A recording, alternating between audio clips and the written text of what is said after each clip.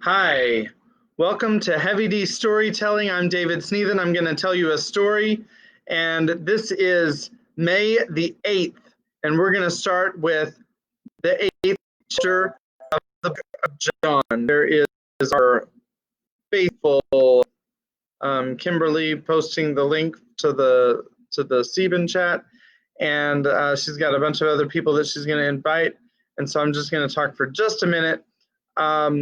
I wanted to say that we did get all of the silver chair posted on YouTube today. So if you want to go back and review any of the old stories that we covered, the silver chair is all up on YouTube and everything before the silver chair. So I'll probably work on the horse and his boy later this weekend or maybe next week to get all of that up. And then by the time we are finished with the magician's nephew, then maybe I'll try to get that up pretty quickly also. So I'm trying not to be too far behind, but I did want to at least let you know that I have been putting up those so that it is a continuous playlist in YouTube. So, which was the reason why we originally started doing this in YouTube.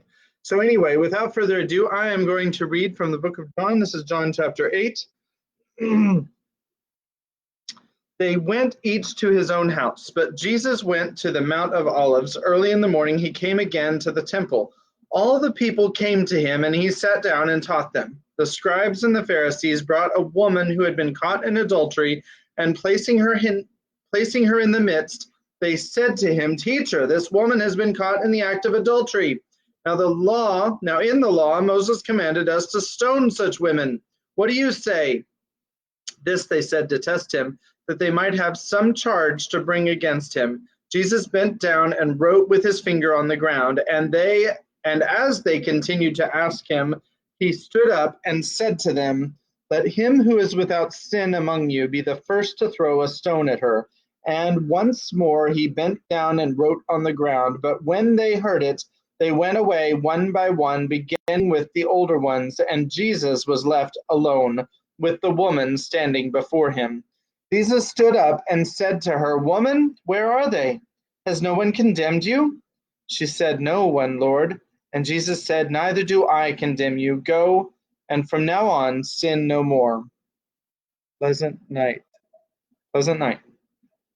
Again, Jesus spoke to them, saying, "I am the light of the world. Whoever follows me will not walk in darkness, but will have the light of life."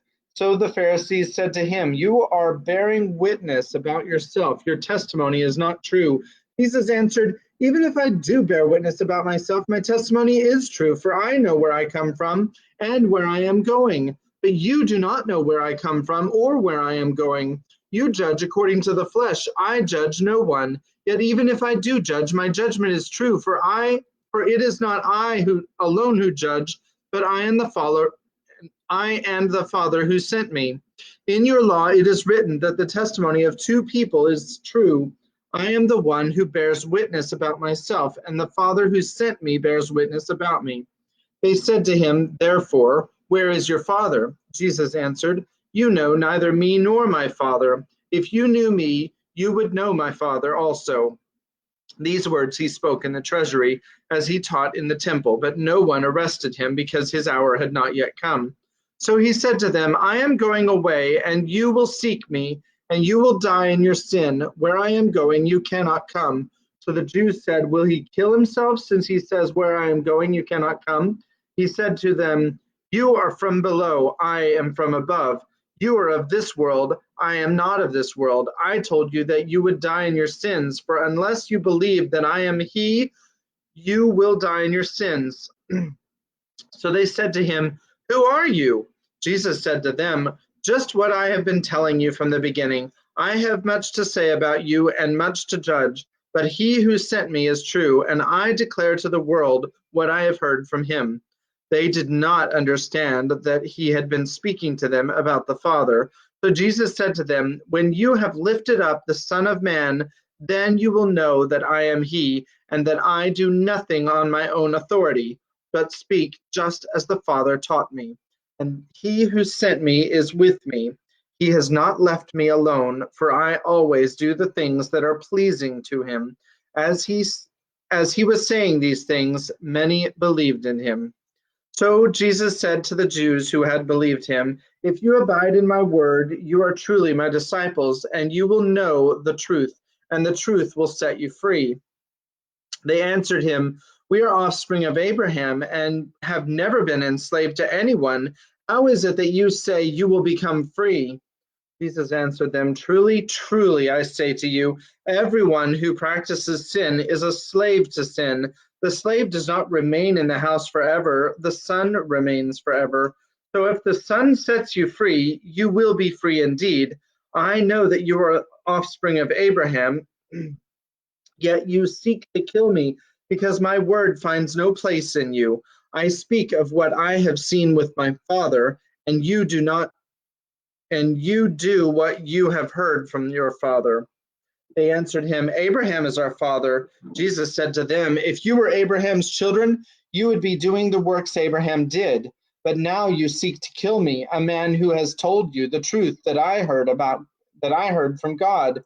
This is not what Abraham did. You are doing the works your father did." They said to him, "We were not born of sexual immorality. We have one Father, even God." Jesus said to them, "If God were your Father, you could love me, for I came from God and I am here. I came not of my own accord, but he sent me. Why do you not understand what I say? It is because you cannot bear to hear my word. You are of your father, the devil, and your will is to do your father's desires. He was a murderer from the beginning and does not stand in the truth, because there is no truth in him. When he lies, he speaks out of his own character, for he is a liar and the father of lies. But because I tell the truth, you do not believe me. Which one of you convicts me of sin? If I tell the truth, why do you not believe me? Whoever is of God hears the words of God. The reason why you do not hear them is that you are not of God." The Jews answered him, "Are we not right in saying that you are a Samaritan and have a demon?" Jesus answered, "I do not have a demon, but I honor my Father, and you dishonor me. Yet I do not seek my own glory. There is one who seeks it, and he is the judge. Truly, truly, I say to you, if anyone keeps my word, he will never see death." The Jews said to him, "Now we know that you have a demon. Abraham died, and as did the prophets. Yet you say, if anyone keeps my word, he will never taste death. Are you greater than our father Abraham, who died, and the prophets died? Who do you make yourself out to be?" Jesus answered, "If I glorify myself, my glory is nothing. It is my Father who glorifies me, of whom you say he is our God. But you have not known him. I know him. If I were to say that I do not know him, I would be a liar like you. But I do know him, and I keep his word. Your father Abraham rejoiced that he would see my day. He saw it and was glad." So the Jews said to him, "You are not yet 50 years old, and have you seen Abraham?" Jesus said to them, "Truly, truly, I say to you, before Abraham was, I am." So they picked up stones to throw at him, but Jesus hid himself and went out of the temple. That is the end of chapter 8. Kimberly says, "Why do they keep stones in their temples?" That's a good question, Kimmy. Maybe they just have them in their pockets just in case they find somebody that they feel like deserves it. I'm really not sure. Yeah, I think there were a lot of crazy people back then, but I also think there's a lot of crazy people alive today. So maybe we shouldn't be so judgmental and just remember that if our brother has a speck in his eye, then maybe we have a log in ours. So there we go. All right. At this point, Kimberly is about to give us her synopsis of the last. We read 2 chapters yesterday. So here's Kimberly. So Polly and Diggory, they got in a fight, and at the end of the fight, Diggory rang the bell that had said some stuff that was in a language they didn't know, but for some reason they could read it and they understood. They understood what it said, even though the words didn't change. But so they rang the bell, and then the person at the end of the row of statues, Very beautiful woman. yeah, the very pretty, as I call her, evil queen woman, she awoke and she led them through the castle, and they got out, and she revealed that And she was really a delightful. no, she was straight up evil. But so she revealed what she did in the past, and apparently she used a few magic words, like a magic word, and it killed everybody but herself. And so, yep, that happened.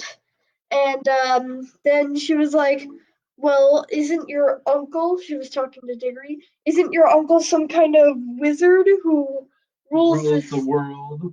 Yeah, or this city or something or country?" At least a city. Yeah, and he's seen me through some magic mirror and sent you to bring me back with a spell that shook your world. And they were like, "Nope." And then she let go of them for she was pulling Polly's hair for I forget why, but like Polly was mean to her for a little while, for a second there, but she pulled her hair and let go of Diggory and Polly's hands, and they touched their yellow rings, and it took them back to the wood between worlds, and that's pretty much where we are. And here we. All right. So if you're on, let me know by making a comment. So we're going to start chapter 6. Get ready for a ride. The beginning of Uncle Andrew's troubles. Let go, screamed Polly. I'm not touching you, said Diggory. Then their heads came out of the pool, and once more the sunny quietness of the wood between the worlds was all about them, and it seemed richer and warmer and more peaceful than ever as after the staleness and ruin of the place they had just left. I think that if they had been given the chance, they would again have forgotten who they were and where they had come from, and would have lain down and enjoyed themselves half asleep, listening to the growing trees.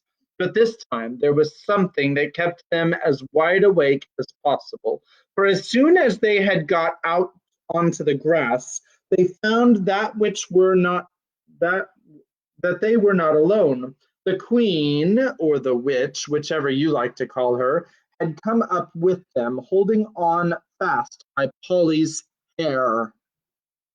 That was why Polly had been shouting, "Let go!" This proved, by the way, another thing about the rings which Uncle Andrew hadn't told Diggory because he didn't know it himself. In order to jump from world to world by using one of those rings, you don't need to be wearing or touching it yourself. It is enough if you are touching someone who is touching it. In that way, they work like a magnet. And everyone knows that if you pick up a pin with a magnet, any other pin which is touching the first pin will come too. Now that you saw her in the wood, Queen Yadis looked different. She was much paler than she had been, so pale that hardly any of her beauty was left, and she was stooped and seemed to be finding it hard to breathe, as if the air of that place stifled her. Neither of the children felt in the least afraid of her now. Let go! Let go of my hair, said Polly. What do you mean by it? Here, let go of her hair at once, said Diggory. They both turned and struggled with her. They were stronger than she, and in a few seconds they had forced her to let go. She reeled back, panting, and there was a look of terror in her eyes. Quick, Diggory, said Polly. Change rings and into the home pool. Help! Help! Mercy! Cried the witch in a faint voice, staggering after them. Take me with you. You cannot mean to leave me in this horrible place. It's killing me. "It's a reason of state," said Polly spitefully, "like when you killed all those people in your own world. Do be quick, Diggory." They had put on their green rings, but Diggory said, "Oh, bother, what are we to do?" He couldn't help feeling a little sorry for the Queen. "Oh, don't be such a donkey," said Polly. "10 to 1, she's only shamming. Do come on." And then both children plunged into the home pool. "It's a good thing we made that mark," thought Polly. But as they jumped, Diggory felt that a large cold finger and a thumb had caught him by the ear. And as they sank down and the confused shapes of our own world began to appear, the grip of that finger and thumb grew stronger. The witch was apparently recovering her strength. Diggory struggled and kicked, but it was not of the least use. In a moment they found themselves in Uncle Andrew's study, and there was Uncle Andrew himself, staring at the wonderful creature that Diggory had brought back from beyond the world. And well he might stare. Diggory and Polly stared too. There was no doubt the witch had got over her faintness, and now that she saw her in our own world, with ordinary things around her, she fairly took one's breath away. Now that one saw her in her own world. In Cairn, she had been alarming enough. In London, she was terrifying. For one thing, they had not realized till now how very big she was. Hardly human was what Diggory thought when he looked at her, and he may have been right, for some say there is giantish blood in the royal family of Cairn, but even her height was something compared with her beauty, her fierceness, and her wildness. She looked 10 times more alive than most of the people one meets in London. Uncle Andrew was bowing and rubbing his hands and looking, to tell the truth, extremely frightened. He seemed a little shrimp of a creature beside the witch, and yet, as Polly said afterward, there was a sort of likeness between her face and his, something in the expression. It was the look that all wicked magicians have, the mark, which Yadis has said she could not find in Diggory's face. One good thing about seeing the two together was that you would never again be afraid of Uncle Andrew any more than you'd be afraid of a worm after you had met a rattlesnake, or afraid of a cow after you have met a mad bull. "Pooh," thought Diggory to himself, "him a magician? Not much. Now she's the real thing." Uncle Andrew kept on rubbing his hands and bowing. He was trying to say something very polite, but his mouth had gone all dry, so that he could not speak. His experiment with the rings, as he called it, was turning out more successful than he liked, for though he had dabbled in magic for years, he had always left all the dangers, as far as one can, other people. Nothing at all like this had ever happened to him before. Then Yadis spoke, not very loud, but there was something in her voice that made the whole room quiver. "Where is the magician who has called me into this world?" "Ah, Madam," gasped Uncle Andrew, "I am most honored, highly gratified, a most unexpected pleasure. If only I had the opportunity of making any preparations, where is the magician, fool?" said Yadis. "I, I am, madam. I hope you will excuse any liberty these naughty children may have taken. I assure you there was no intention." "You!" said the Queen, in a still more terrible voice. Then in one stride she crossed the room, seized a great handful of Uncle Andrew's gray hair, and pulled his head back so that his face looked up into hers. Then she studied his face just as she had studied Diggory's face in the palace of Cairn. He blinked and licked his lips nervously all the time. At last she let him go so suddenly that he reeled back against the wall. And here you see a picture of him bowing to the witch, and here you see her pulling his hair. I must have been a thing in the 50s. I don't know. I see, she said scornfully. You are a magician of a sort. Stand up, dog, and don't sprawl there as if you were speaking to your equals. How do you come to know magic? You are not of royal blood, I'll swear. Well, not perhaps in the strict sense, stammered Uncle Andrew. Not exactly royal, ma'am. The Ketterleys are, however, a very old family, and an old Dorsetshire family, ma'am. Peace, said the witch. I see what you are. You are a little peddling magician who works by rules and books. There is no real magic in your blood and your heart. Your kind was made an end of in my world 1,000 years ago. But here I shall allow you to be my servant. I should be most happy, delighted to be of any service, a pleasure, I assure you. Peace! You talk far too much. Listen to your first task. I see we are in a large city. Procure for me at once a chariot, or a flying carpet, or a well-trained dragon, or whatever is usual for royal and noble persons in your land. Then bring me to places where I can get clothes and jewels and slaves fit for my rank. Tomorrow I will begin the conquest of this world.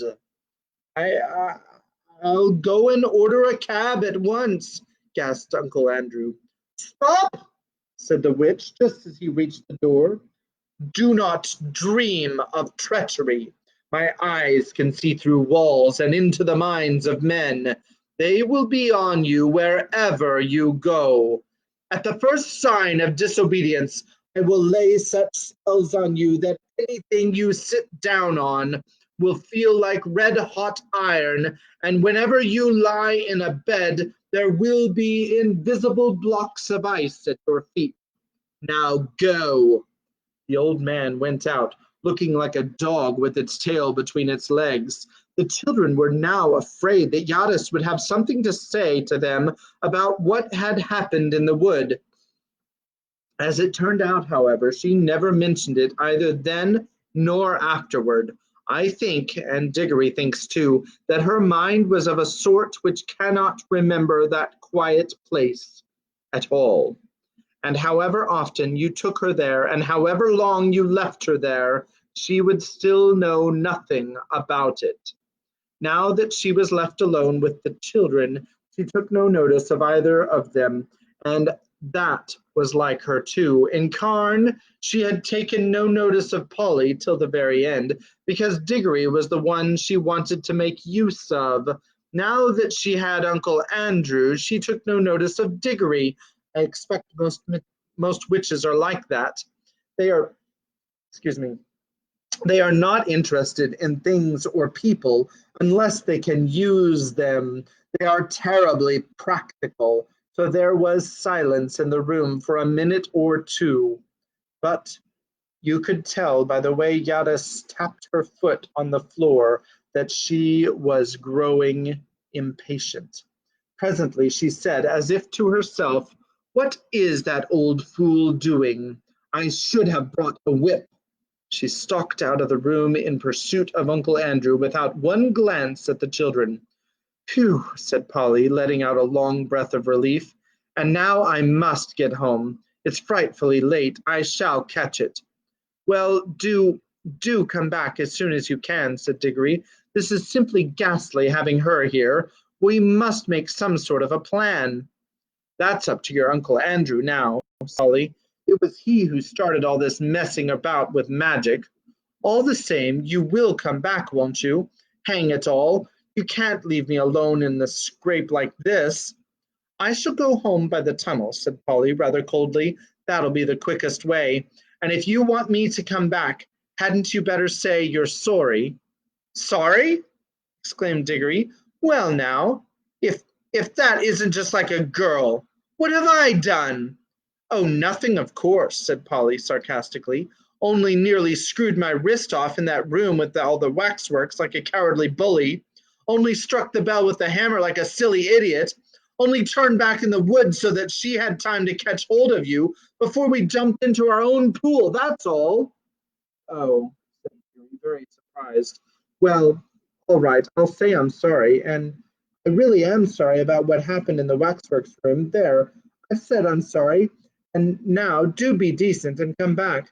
I shall be in a frightful hole if you don't. I don't see what's going to happen to you. It's Mr. Ketterly who's going to sit on red hot chairs and have ice in his bed, isn't it?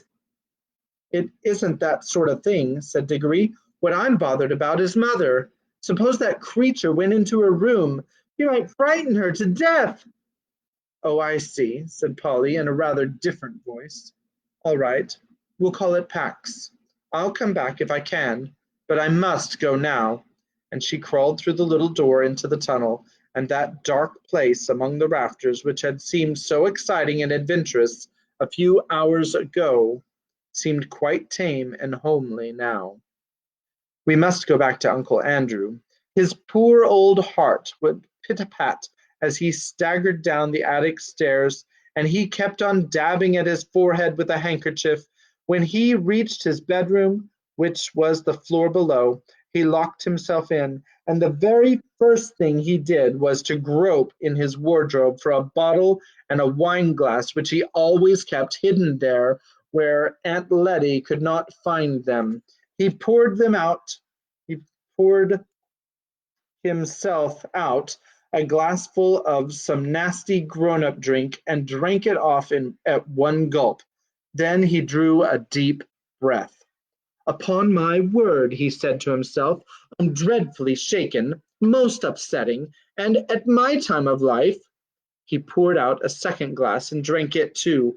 Then he began to change his clothes. You have never seen such clothes, but I can remember them. He put on a very high, shiny, stiff collar of the sort that made you hold your chin up all the time.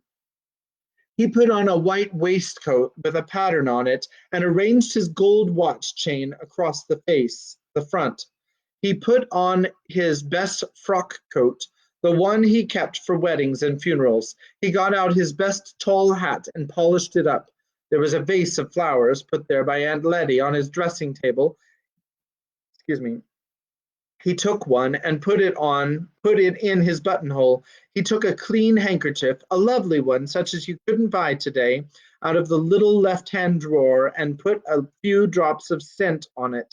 He took his eyeglass with the thick black ribbon and screwed it into his eye. Then he looked at himself in the mirror. Children have one kind of silliness, as you know, and grown-ups have another. At this moment Uncle Andrew was beginning to be silly in a very grown-up way. Now that the witch was no longer in the same room with him, he was quickly forgetting how she had frightened him and thinking more and more of her wonderful beauty. He kept on saying to himself, "A dim, fine woman, sure, a dim, fine woman, a superb creature." He had also somehow managed to forget it was the children who had got hold of this superb creature.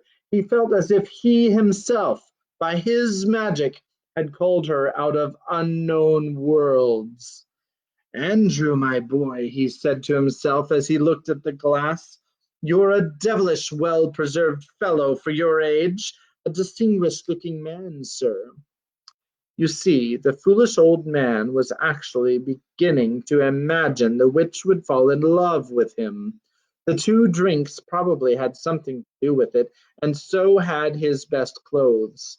But he was, in any case, as vain as a peacock. That was why he had become a magician.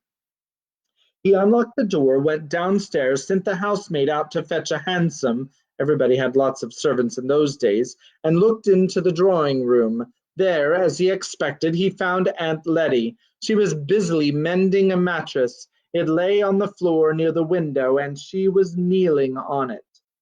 "Ah, Letty, my dear," said Uncle Andrew, "I have to go out. Just lend me £5 or so, there's a good gel."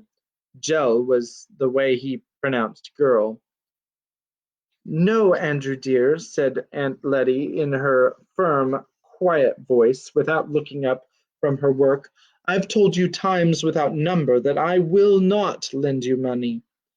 Now, pray, don't be troublesome, my dear Gel, said Uncle Andrew. It's most important. You will put me in a deucedly awkward position if you don't.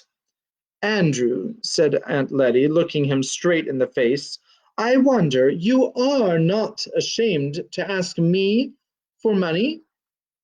You are not ashamed to ask me for money? There was a long, dull story of a grown-up kind behind these words. All you need to know about it is that Uncle Andrew, what with managing dear Letty's business matters for her, and never doing any work, and running up large bills for brandy and cigars, which Aunt Letty had paid again and again, had made her a good deal poorer than she had been 30 years ago. My dear Gell, said Uncle Andrew, you don't understand. I shall have some quite unexpected expenses today. I have to do a little entertaining. Come now, don't be tiresome. And who, pray, are you going to entertain, Andrew? Asked Aunt Letty. Uh, a most distinguished visitor has just arrived. Distinguished? Fiddlestick, said Aunt Letty. There hasn't been a ring at the bell for the last hour. At that moment the door was suddenly flung open. Aunt Letty looked round and saw with amazement that an enormous woman, splendidly dressed, with bare arms and flashing eyes, stood in the doorway. It was the witch. Chapter 7. What happened at the front door.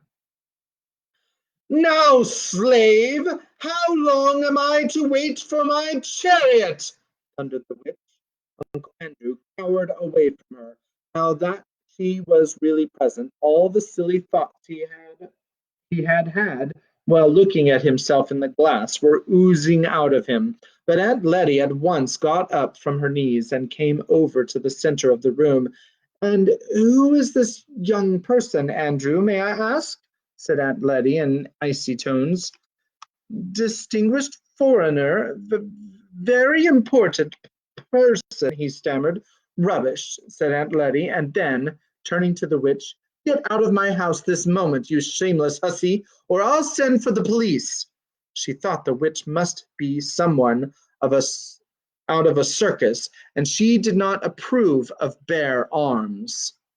What woman is this? Said Yadis. Down on your knees, minion, before I blast you. No strong language in this house, if you please, young woman, said Aunt Letty. Instantly, as it seemed to Uncle Andrew, the queen towered up to an even greater height. Fire flashed from her eyes. She flung out her arm with the same gesture and the same horrible sounding words that had lately turned the palace gates of Charn to dust. Or Carn. Carn. It's with a CH, but we'll see. I don't know. But nothing happened except that Aunt Letty, thinking that those horrible words were meant to be ordinary English, said, I thought as much. The woman is drunk. Drunk. She can't even speak clearly. It must have been a terrible moment for the witch when she suddenly realized that her power of turning people into dust, which had been quite real in her own world, was not going to work in ours. But she did not lose her nerve even for a second. Without wasting a thought on her disappointment, she lunged forward, caught Aunt Letty round the neck and the knees, raised her high above her head, as if she had been no heavier than a doll, and threw her across the room. While Aunt Letty was still hurtling through the air, the housemaid, who was having a beautifully exciting morning, put her head in at the door and said, If you please, sir, the Ansoms come. Lead on, slave, said the witch to Uncle Andrew. He began muttering something about regrettable violence, must really protest, but at a single glance from Yadis, he became speechless. She drove him out of the room and out of the house, and Diggory came running down the stairs just in time to see the front door close behind him. "Jiminy," he said, "she's loose in London, and with Uncle Andrew. I wonder what on earth is going to happen." "Oh, Master Diggory," said the housemaid, who was really having a wonderful day, "I think Miss Cutterly's hurt herself somehow." So they both rushed into the drawing room to find out what had happened. If Aunt Letty had fallen on bare boards or even on the carpet, I suppose all her bones would have been broken, but by great good fortune she had fallen on the mattress. Aunt Letty was a very tough old lady, aunts often were in those days. After she had had some sal volatile and sat still for a few minutes, she said there was nothing the matter with her except a few bruises. Very soon she was taking charge of the situation. "Sarah," she said to the housemaid, who had never had such a day before, "go around to the police station at once and tell them there is a dangerous lunatic at large. I will take Mrs. Kirk's lunch up myself." Mrs. Kirk was, of course, Diggory's mother. When Mother's lunch had been seen to, Diggory and Aunt Letty had their own. After that he did some hard thinking. The problem was how to get the witch back to her own world, or at any rate out of ours as soon as possible. Whatever happened, she must not be allowed to go rampaging about the house. Mother must not see her, and if possible, she must not be allowed to go rampaging about London either. Diggory had not been in the drawing room when she tried to blast Aunt Letty, but he had seen her blast the gates of Carn, and he knew her terrible powers and did not know that she had lost any of them by coming into our world. And he knew she meant to conquer our world. At the present moment, as far as he could see, she might be blasting Buckingham Palace or the Houses of Parliament, and it was almost certain that quite a number of policemen had by now been reduced to little heaps of dust, and there didn't seem to be anything else he could do about that. But the rings seem to work like magnets, thought Diggory. If I can only touch her and then slip on my yellow, we shall both go into the wood between the worlds. I wonder, will she go all faint again there? Was that something the place does to her, or was it only the shock of being pulled out of her own world? But I suppose I'll have to risk that. And how am I to find the beast? I don't suppose Aunt Letty would let me go out, not unless I said where I was going, and I haven't got more than 2 pence. I'd need any amount of money for buses and trams if I went looking all over London. Anyway, I haven't the faintest idea where to look. I wonder if Uncle Andrew is still with her. It seemed in the end that the only thing he could do was to wait and hope that Uncle Andrew and the witch would come back. If they did, he must rush out and get hold of the witch and put on his yellow ring before she had a chance to get out into the house. This meant that he must watch the front door like a cat watching a mouse's hole. He dared not leave his post for a moment. So he went into the dining room and glued his face, as they say, to the window. It was a bow window from which you could see the steps up to the front door and see up and down the street so that no one could reach the front door without your knowing. I wonder what Polly's doing, thought Diggory. He wondered about this a good deal as the first slow half-hour ticked on. But you need not wonder, for I am going to tell you. She had got home late for her dinner, with her shoes and stockings very wet, and when they asked her where she had been and what on earth she had been doing, she said she had been out with Diggory Kirk. Under further questioning, she said she had got her feet wet in a pool of water, and that the pool was in a wood. Asked where the wood was, she said she didn't know. Asked if it was in one of the parks. She said truthfully enough that she supposed it might be a sort of park. From all of this, Polly's mother got the idea that Polly had gone off without telling anyone to some part of London she didn't know, and gone into a strange park and amused herself jumping into puddles. As a result, she was told that she had been very naughty indeed, and that she wouldn't be allowed to play with that Kirk boy any more if anything of the sort ever happened again. Then she was given dinner with all the nice parts left out and sent to bed for 2 solid hours. It was a thing that happened to one quite often in those days. So while Diggory was staring out of the dining room window, Polly was lying in bed, and both were thinking how terribly slowly the time could go. I think myself I would rather have been in Polly's position. She had only to wait for the end of her 2 hours, but every few minutes Diggory would hear a cab or a baker's van or a butcher's boy coming round the corner and think, here she comes, and then find it wasn't. And in between these false alarms, for what seemed hours and hours, the clock ticked on, and one big fly, high up and far out of reach, buzzed against the window. It was one of those houses that get very quiet and dull in the afternoon, and always seem to smell of mutton. During this long watching and waiting, one small thing happened which I shall have to mention, because something important came of it later on. A lady called with some grapes for Diggory's mother, and as the dining room door was open, Diggory couldn't help overhearing Aunt Letty and the lady as they talked in the hall. What lovely grapes! That uncle doesn't even rule. Oh, there's like a whole. The pretty lady sounds really evil. Okay, yep, okay. Sorry about that. What lovely grapes, came Aunt Letty's voice. I'm sure if anything could do her good, those would. But poor, dear little Mabel, I'm afraid it would need fruit from the land of youth to help her now. Nothing in this world will do much. Then they both lowered their voices and said a lot more than that he could not hear. If he had heard that bit about the land of youth a few days ago, he would have thought Aunt Letty was just talking without meaning anything in particular, the way grown-ups do, and it wouldn't have interested him.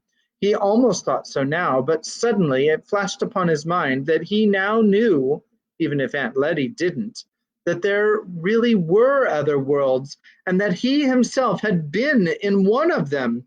And at that rate, there might be a real land of youth somewhere. There might be almost anything.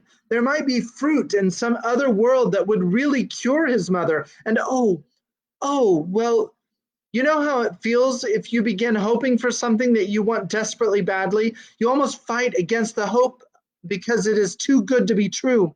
You've been disappointed so often before, but that's how Diggory felt. But it was no good trying to throttle his hope. It might it just might be true. So many odd things had happened already, and he had the magic rings. There must be worlds you could get to through every pool in the wood. He could hunt through them all, and then mother well again, everything right again. He forgot all about watching for the witch. His hand was already going into the pocket where he kept the yellow ring, when all at once he heard a sound of galloping. Hello, what's that? Thought Diggory. Fire engine? I wonder what house is on fire. Great Scott, it's coming here. Why, it's her! I needn't tell you who he meant by her. First came the hansom. There was no one in the driver's seat. I assume hansom is some kind of a cab. I'm not exactly sure. There was no one in the driver's seat. If you want to Google that, look it up, put it in the comments. Hansom. Hansom. There was no one in the driver's seat. On the roof, not sitting but standing on the roof, swaying with superb balance as it came at full speed round the corner with one wheel in the air, was Yadis, the Queen of Queens and the terror of Carn. Her teeth were bared, her eyes shone like fire, and her long hair streamed out behind her like a comet's tail. She was flogging the horse without mercy. Its nostrils were wide and red, and its strides were spotted with foam. It galloped madly up to the front door, missing the lamp-post by an inch, and then reared up on its hind legs. The hansom crashed into the lamp-post and shattered into several pieces. The witch, with a magnificent jump, had sprung clear just in time and landed on the horse's back. She settled herself astride and leaned forward, whispering things in its ear. They must have been things meant not to quiet it, but to madden it.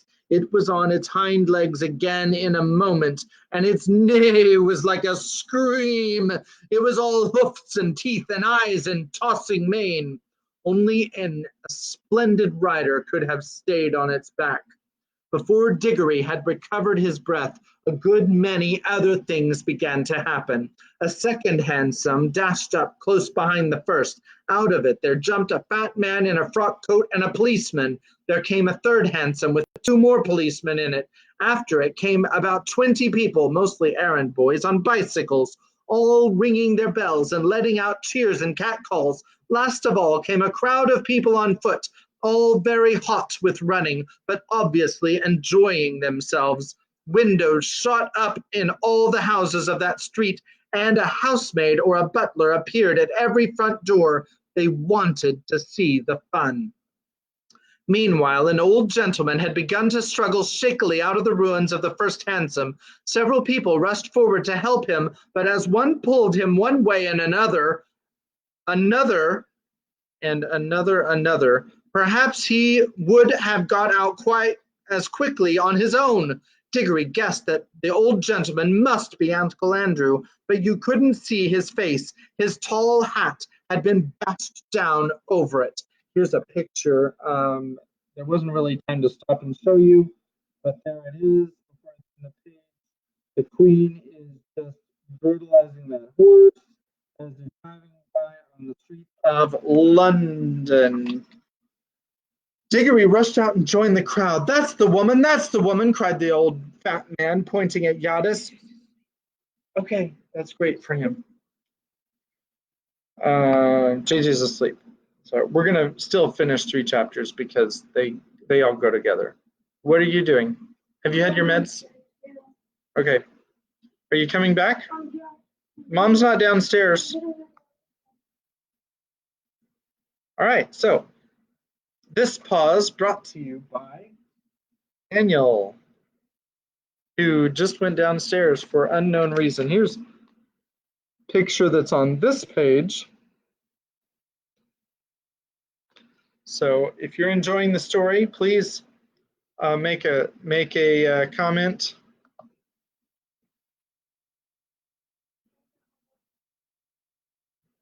Granny Bear made a comment. That's good. It says the pretty lady sounds really evil. I don't know. I think maybe she's good. What do you think? That's the woman, cried the fat man, pointing at Yadis. Do your duty, constable. Hundreds and thousands of pounds worth she's taken out of my shop. Look at that rope of pearls around her neck. That's mine. And she's given me a black eye, too, what's more. That she is, governor, said one of the crowd, and as lovely a black eye as I'd wish to see. Beautiful bit of work that must have been. Gore, ain't she strong then? You ought to put a nice raw beefsteak on it, mister. That's what it wants, said the butcher's boy. Now then, said the most important of the policemen, what's this I hear? I tell you, she, began the fat man with someone else, when someone else called out, don't let the old cove in the cab get away. He put her up to it. The old gentleman, who was certainly Uncle Andrew, had just succeeded in standing up and was rubbing his bruises. Now then, he said the policeman, turning to him, what's all this? Womful pomfy shump, came Uncle Andrew's voice from inside the hat. None of that now, said the policeman sternly. You find this is no laughing matter. Take that hat off, you see? This was more easily said than done, but after Uncle Andrew had struggled in vain with the hat for some time, 2 other policemen seized it by the brim and forced it off. Thank you, said Uncle Andrew in a faint voice. Thank you, dear me, I'm terribly shaken. If someone could give me a small glass of brandy. Now attend to me, if you please, said the policeman, taking out a very large notebook and a very small pencil. Are you in charge of that there young woman?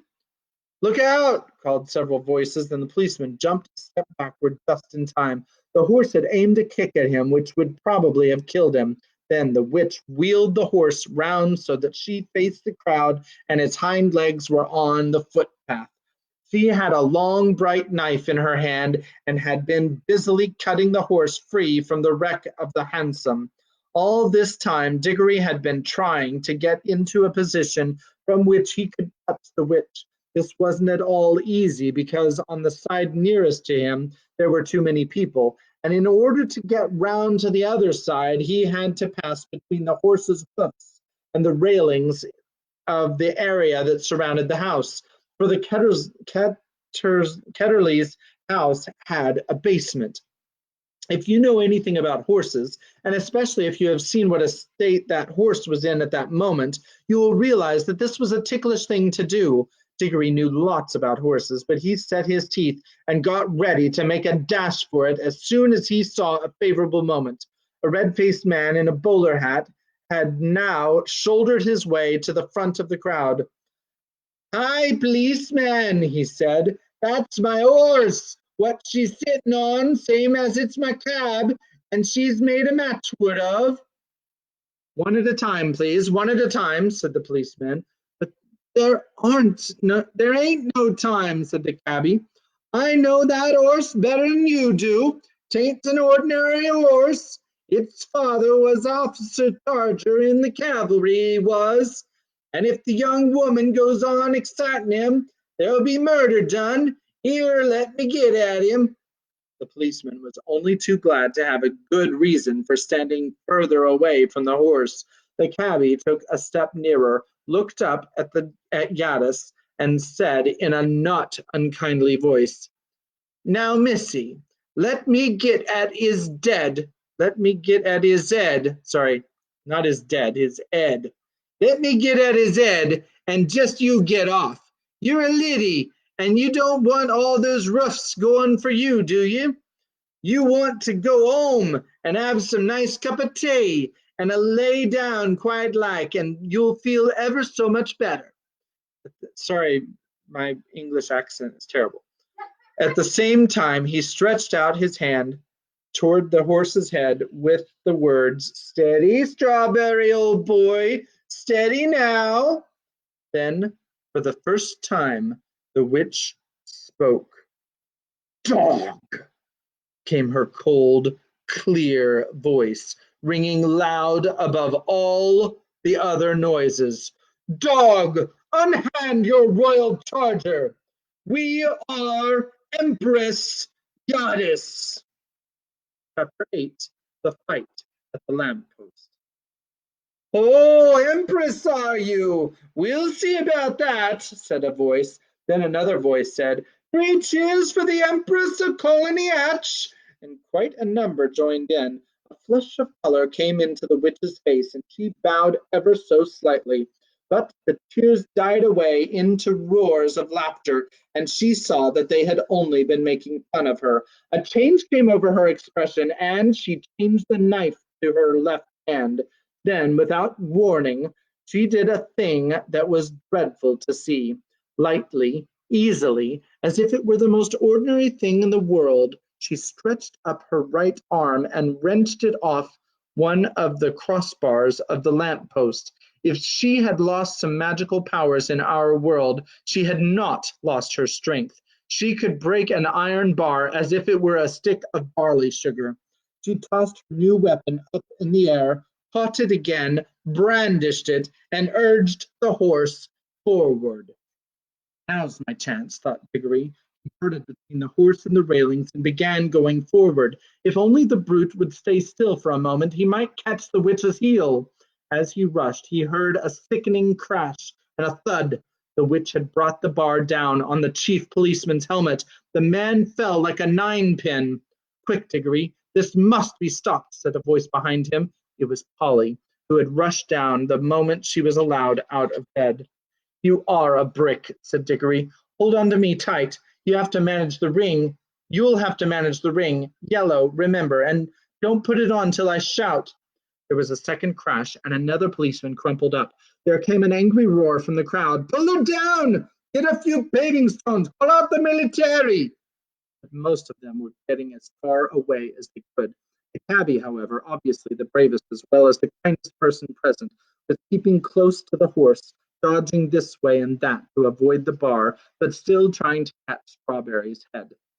The crowd booed and bellowed again. A stone whistled over Diggory's head. Then came the voice of the witch, clear like a great bell, and sounding as if for once she were almost happy.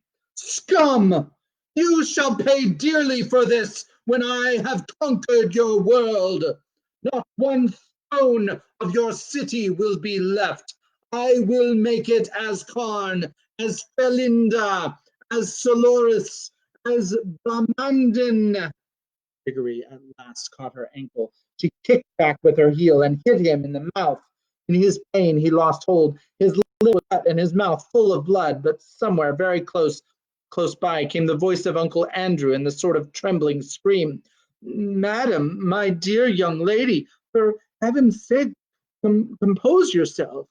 Diggory made a second grab at her heel and was again shaken off. More men were knocked down by the iron bar. He made a third grab, caught the heel, held on like a grim death, shouting to Polly, Go! Then, oh, thank goodness, the angry, frightened faces had vanished. The angry, frightened voices were silenced, all except Uncle Andrew's. Close beside Diggory in the darkness, it was wailing on. Oh, oh, is this delirium? Is it the end? I can't bear it. It's not fair. I never meant to be a magician. It's all a misunderstanding. It's all my godmother's fault. I must protest against this. In my state of health, too. A very old Dorsetshire family. Bother, thought Diggory. We didn't want to bring him along. My hat. What a picnic. Are you there, Polly? Yes, I'm here. Don't keep on shoving. I'm not, began Diggory, but before he could say anything more, their heads came out into the warm green sunshine of the wood, and as they stepped out of the pool, Polly cried out, Oh, look! We've brought the old horse with us too, and Mr. Ketterly, and the cabby. This is a pretty kettle. This is a pretty kettle of fish. As soon as the witch saw that she was once more in the wood, she turned pale and bent down till her face touched the mane of the horse. You could see she felt deadly sick. Uncle Andrew was shivering, but Strawberry, the horse, shook his head, gave a cheerful whinny, and seemed to feel better. He became quiet for the first time since Diggory had seen him. His ears, which had been laid flat back on his skull, came into their proper position, and the fire went out of his eyes. That's right, old boy, said the cabby, slapping Strawberry's neck. That's better. Take it easy. Strawberry did the most natural thing in the world. Being very thirsty, and no wonder, he walked slowly across to the nearest pool and stepped into it to have a drink. Diggory was still holding the witch's heel, and Polly was holding Diggory's hand. One of the cabby's hands was on Strawberry, and Uncle Andrew, still very shaky, had just grabbed on the cabby's other hand. Quick, said Polly with a look at Diggory. Greens! So the horse never got his drink. Instead, the whole party found themselves sinking into darkness. Strawberry neighed. Uncle Andrew whimpered. Whimpered? Sorry, that goes between pages. Diggory said, That was a bit of luck. There was a short pause. Then Polly said, Oughtn't we to be nearly there now? We do seem to be somewhere, said Diggory. At least I'm standing on something solid. Why, so am I, now that I come to think of it, said Polly. But why is it so dark? I say, do you think we got into the wrong pool? Perhaps this is Karn, said Diggory, only we've got back in the middle of the night. This is not Karn, came the witch's voice. This is an empty world. This is nothing. And really it was uncomfortable like nothing. There were no stars. It was so dark that they couldn't see one another at all, and it made no difference whether you kept your eyes shut or opened. Under their feet there was a cool, flat something, which might have been earth, and was certainly not grass or wood. The air was cold and dry, and there was no wind. My doom has come upon me, said the witch in a voice of horrible calmness. Oh, don't say that, babbled Uncle Andrew. My dear young lady, pray don't say such things. It can't be as bad as that. Ah, cabman, my good man, you don't happen to have a flask about you? A drop of spirits is just what I need. Now then, came the cabbie's voice, a good, firm, hearty voice. Keep cool, everyone. That's what I say. No bones broken, anyone? Good. Well, there's something to be thankful for straight away, and more than anyone could expect after falling all that way. Now, if we've fallen down some diggings, as it might be for a new station on the underground, someone will come and get us out presently, see? And if we're dead, which I don't deny it might be, well, you got to remember that worse things happen at sea, and a chap's got to die sometime, and there ain't nothing to be afraid of if a chap's had a decent life. And if you ask me, I think the best thing we could do to pass the time would be to sing a hymn. And he did. He struck up at once a harvest thanksgiving hymn, all about crops being safely gathered in.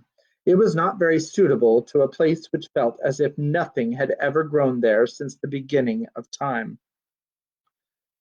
But it was the one he could remember the best. He had a fine voice, and the children joined in. It was very cheering. Uncle Andrew and the witch did not join in. Toward the end of the hymn, Diggory felt someone plucking his elbow, and from a general smell of brandy and cigars and good clothes, he decided that it must be Uncle Andrew. Uncle Andrew was cautiously pulling him away from the others. When they had gone a little distance, the old man put his mouth so close to Diggory's ear that it tickled, and whispered, "Now, my boy, slip on your ring. Let's be off." But the witch had very good ears. "Fool!" came her voice, and she leapt off the horse. "Have you forgotten that I can hear men's thoughts? Let go the boy. If you attempt treachery, I will take such vengeance upon you as never was heard in all worlds from the beginning. And," added Diggory, "if you think I'm such a mean pig as to go off and leave Polly and the cabby and the horse in a place like this, you're well mistaken." "You are a very naughty and impertinent little boy," said Uncle Andrew. "Hush!" said the cabby. They all listened. In the darkness, something was happening at last. A voice had begun to sing.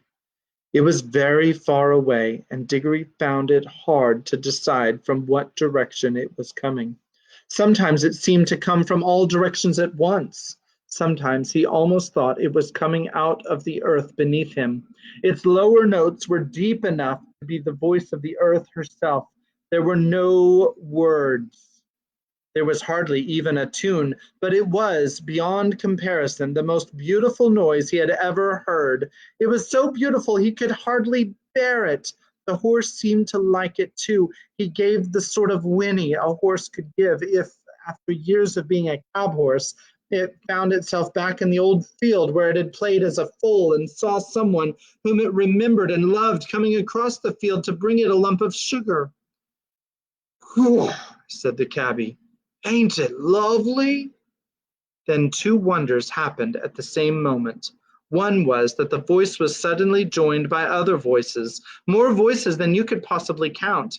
They were in harmony with it, but far higher up at the scale, cold, tingling, silvery voices. The second wonder was that the blackness overhead all at once was blazing with stars. They didn't come out gently one by one as they do on a summer evening. One moment there had been nothing but darkness. Next moment 1,000 points of light leapt out, single stars, constellations, and planets, brighter and bigger than any in our world. There were no clouds. The new stars and the new voices began at exactly the same time. If you had seen and heard it, as Diggory did, you would have felt quite certain that it was the stars themselves which were singing, and that it was the first voice, the deep one, which had made them appear and made them sing. Glory be, said the cabby. I'd have been a better man all my life if I'd known these things were like this. The voice on the earth was now louder and more triumphant, but the voices in the sky, after singing loudly with it for a time, began to get fainter, and now something else was happening. Far away and down near the horizon, the sky began to turn gray. A light wind, very fresh, began to stir. The sky in that one place grew slowly and steadily paler. You could see shapes of hills standing up dark against it. All the time the voice went on singing. There was soon light enough for them to see one another's face. The cabby and the two children had open mouths and shining eyes. They were drinking in the sound, and they looked as if it reminded them of something. Uncle Andrew's mouth was open too, but not open with joy. He looked more as if his chin had simply dropped away from the rest of his face. His shoulders were stooped and his knees shook. He was not liking the voice. If he could have got away from it by creeping into a rat's hole, he would have done so. But the witch looked as if, in a way, she understood the music better than any of them. Her mouth was shut, her lips were pressed together, and her fists were clenched. Ever since the song began, she had felt that this whole world was filled with a magic different from hers and stronger. She hated it. She would have smashed that whole world, or all worlds, to pieces if it would only stop the singing. The horse stood with its ears well forward and twitching. Every now and then it snorted and stamped the ground. It no longer looked like a tired old cab horse. You could now well believe that its father had been in battles. The eastern sky changed from white to pink, and from pink to gold. The voice rose and rose till all the air was shaking with it, and just as it swelled to the mightiest and most glorious sound it had yet produced, the sun arose. Diggory had never seen such a sun. The sun above the ruins of Carn had looked older than ours. This looked younger. You could imagine that it laughed for joy as it came up, and as its beams shot across the land, the travelers could see for the first time what sort of place they were in. It was a valley through which a broad, swift river wound its way, flowing eastward toward the sun. Southward there were mountains, northward there were lower hills, but it was a valley of mere earth, rock, and water. There was not a tree, not a bush, not a blade of grass to be seen. The earth was of many colors. They were fresh, hot, and vivid. They made you feel excited until you saw the singer himself, and then you forgot everything else. It was a lion. Huge, shaggy, and bright, it stood facing the risen sun. Its mouth was wide open in song, and it was about 300 yards away. "This is a terrible world," said the witch. "We must fly at once. Prepare the magic." "I quite agree with you, madam," said Uncle Andrew. "A most disagreeable place, completely uncivilized. If only I were a younger man and had a gun." "Gun," said the cabby. "You don't think you could shoot him, do you?" "And who would?" said Polly. "Prepare the magic, old fool," said Giadis. "Certainly, madam," said Uncle Andrew cunningly. "I must have both the children touching me. Put on your homeward ring at once, Diggory." He wanted to get away without the witch. "Oh, it's rings, is it?" cried Giadis. She would have had her hands in Diggory's pocket before you could say knife. But Diggory grabbed Polly and shouted out, "Take care! If either of you come half an inch nearer, we too will vanish, and you will be left here for good. Yes, I have a ring in my pocket that will take Polly and me home. And look, my hand is just ready, so keep your distance. I'm sorry about you," he looked at the cabby, "and about the horse, but I can't help that. As for you two," he looked at Uncle Andrew and the Queen, "you're both magicians, so you ought to enjoy living together." "Hold your noise, everyone," said the cabby. "I want to listen to the music." For the song had now changed. And that's the end of chapter 8. So, chapter 9 is called The Founding of Narnia. The first word is the or the, whichever way you choose to pronounce it. I hope you enjoyed chapters 6 through 8 this evening. And we will be, what? Kimberly says it could be dare, D, or DOS. Let me look real fast. Nope, it definitely says the. It doesn't say dare, D, or DOS. But this book wasn't written in German. I'm sure it's been translated, yes. Okay, so we will continue the story tomorrow. I hope you're enjoying. Please leave a comment if I forgot what the boo is about. If there was something that I said, then booing the old witch. So I do want to make another announcement. I know we are going to do the what's it called? I keep forgetting the name of this book. The Neverending Story. We are going to be doing the Neverending Story, but we are also, I think we have like around 2 weeks or less of Narnia left. And that's going to bring us right up to about when Ben's graduation is. And we're going to take a little bit of a break and probably do some short stories until Ben is actually here, because there's going to be some overlap time where he's going to still be there. But we'll wait until he actually gets here before we start the Neverending Story. And in the meantime, we'll do some short stories and, maybe something.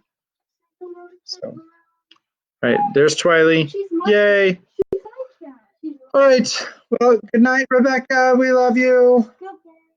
We'll see you tomorrow for Heavy D storytelling.